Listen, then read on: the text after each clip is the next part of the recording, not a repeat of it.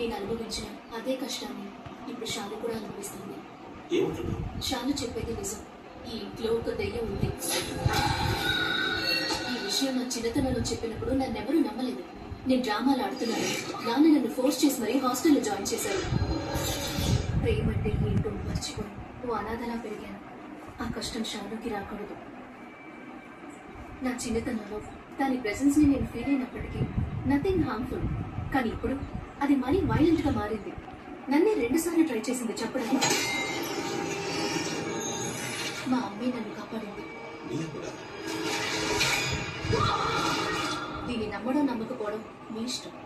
దానివల్ల నేను మాత్రమే ఇబ్బంది పడ్డానని ఇన్నాళ్ళు అనుకుంటున్నా. కానీ షాను కూడా కష్టపడుతోందని నిన్నే తెలిసింది. మీరు వెళ్ళడానికి ముందు షానుకి ఏదైనా ఒక సేఫ్ దారి చూపించి వెళ్తే బాగుంటుంది ప్లీజ్.